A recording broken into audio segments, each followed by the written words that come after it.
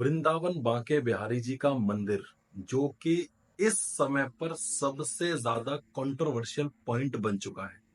Controversial point बनने का कारण है, जब भी वृंदावन दिमाग में आता है और जाने का मन करता है, तो मन में आता है कि वहां जाकर के पूजा करेंगे, भगवान श्री कृष्ण की भक्ति में हम लीन हो जाएंगे।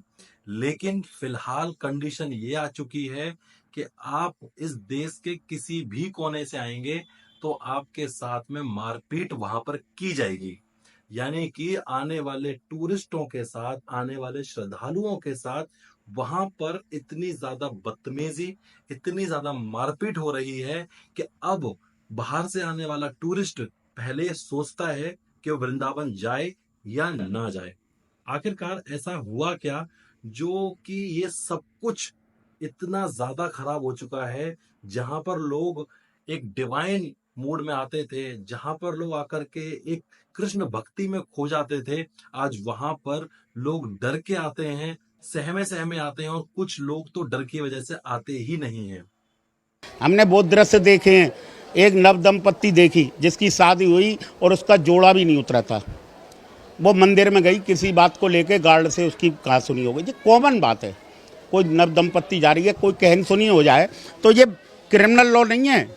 आप मंदिर में जा रहे हो, किसी पिकनिक स्पॉट पर नहीं जा रहे हो, यहाँ पे आपका प्रेस्टिज हो, तीर्थ स्थान पे जा रहे हो तो आपका सम्मान होगा, क्योंकि आप भगवान के दर्शन करने आए। उस नव दंपत्ति के साथ मारपीट की गई। हमको इतना बुरा लगा। भगवान से प्रार्थना करिए आज इनका सत्यानाश हो जाना चाहिए। और वो नव दंपत्ति चौकी में बैठी, उनकी उस दिन सुहागरात थी, वो रोते हुए कह रहे थे, और रात को 12 बजे कोतवाली में से 2 बजे छूटे। अपने आंखों का दृश्य है, ये मंदिर के गोस्वामी के कारनामे हैं। इनको भगवान भी नहीं बख्शेगा, इनको भगवान भी नहीं बख्शेगा। ये असल में मामला तब से स्टार्ट हुआ जब से कोविड के बाद में श्री वृंदावन बांके बिहारी जी के मंदिर में एकदम से भीड़ का उमड़ना चालू हो गया।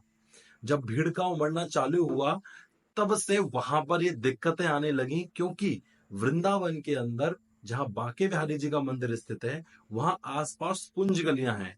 कुंज गलियां होने की वजह से जब ज्यादा भीड़ आने लगी, तो लोगों के रुकने की, चलने की, ठहरने की जो व्यवस्था थी, वो पूरी तरीके से खत्म हो चुकी थी। वहां पर कंडीशन ये आ चुकी थी कि वहां के लोकल पब्लिक प्लस प्रशासन भी आने वाले टूरिस्टों के लिए, श्रद्धालुओं के लिए कोई भी किसी भी तरीके का इंतजाम नहीं कर पा रहा था। इसी बीच जब ज्यादा भीड़ होती है किसी भी जगह पर, तो जाहिर सी बात है धक्का मुक्की आम होता है। लेकिन जब मंदिर में हल्की सी भी धक्का मुक्की होती है, और अगर वो धक्का वहां रहने वाले किसी भी पंडित के साथ में होता है, या फिर वहां रहने वाले किसी कर्मचारी के साथ होता है, तो वह सीधे उस श्रद्धालु के साथ में मारपीट करने लगता है। उस श्रद्धालु को पकड़ के उसकी पिटाई की जाती है। ये नहीं देखा जाता है कि उसके साथ फैमिली है, उसके साथ उसके माँ बाप हैं, उसका परिवार है। वहां के स्थानीय लोग उसको सिर्फ पीटते हैं, और पीटते ही नहीं है, इस कंडीशन पे कर देते हैं कि उसके मुंह से खून आना चालू हो जाता है। ये कोई एक केस नहीं है, लगातार में ऐसे कई सारे दर्जनों एफआईआर रजिस्टर हुई वृंदावन में, जहां पर इसके ऊपर कोई भी एक्शन नहीं लिया गया। फिर सरकार की तरफ से एक फरमान आता है कि वृंदावन की भीड़ को देखते हुए यूपी गवर्नमेंट ने वहां पर कॉरिडोर बनाने का फैसला किया कि मंदिर को एक कॉरिडोर में कन्वर्ट किया जाएगा।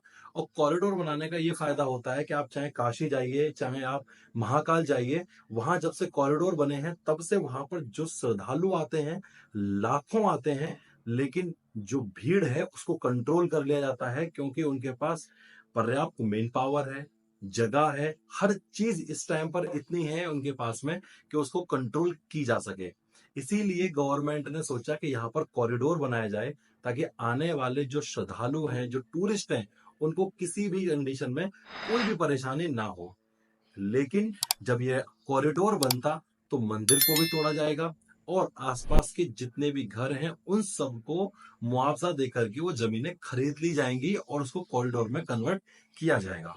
लेकिन प्रॉब्लम अब ये आ रही है कि वहां के स्थानीय जो लोग हैं, जो मंदिर के बाहर के लोग हैं, जो मंदिर के बाहर बिजनेस करते हैं, पहले तो वो इसके खिलाफ थे। लेकिन जब गवर्नमेंट ने सब कुछ प्लान समझाया, तो वह इसके हित में हो गए और वो चाहते हैं कि यहाँ पर कॉरिडोर बन जाए, क्योंकि आने वाले समय में जब कॉरिडोर बन जाएगा तो जो अभी भीड़ रुक रही है वो और भी ज्यादा वहां आएगी, जिससे कि वहां रोजगार और भी ज्यादा बढ़ जाएगा। लेकिन जो मंदिर के अंदर के लोग हैं, जिनकी ऊपर की कमाई आने वाली भीड़ की वजह से होती है, वहां के लोगों की परेशानियों से होती है, वो कमाई ना रुक जाए, इसीलिए आज वहां के लोग इस कंडीशन पर उतर आए हैं कि वह ये कहते हैं कि कृष्ण जी को लेकर के हम पलायन कर जाएंगे। तो मेरा सवाल ये है कि क्या कृष्ण जी उन्हीं लोगों के हैं जो मंदिर में अंदर रहते हैं? क्या कृष्ण जी उन्हीं के लोगों के हैं जो वहां पर सेवा करते हैं? क्या कृष्ण जी उन्हीं लोगों के हैं जो वहां पर अपनी ड्यूटी करते हैं? क्या कृष्ण जी हमारे नहीं है? क्या इस देश में, इस दुनिया में जो लोग भगवान कृष्ण में, भगवान में बिलीव करते हैं, गॉड में बिलीव करते हैं, क्या वो उनके नहीं है? आखिरकार कोई भी कोई भी समुदाय है, कोई भी कमेटी हो, आखिरकार किस तरीके से वो मूर्ति को लेके पलायन कर सकती है? ये कितनी छोटी सोच के हमें ये बता रही है कि आप सोच वो कितनी ज्यादा छोटी है, कि आपके जब रोजी रोटी छिनने लगी, आपको लगा कि हमारी जो ऊपर की कमाई है वो बंद हो जाएगी, हमें दिक्कत होगी, परेशानी होगी, तो आप भगवान को लेके चले जाओगे, मूर्ति को लेके चले जाओगे। इस समय पर ये विवाद जो है बहुत ज्यादा चल रहा है और सरकार कंटिन्यूअसली लोगों को समझा रही है कि जो आप कर रहे हो वो गलत है।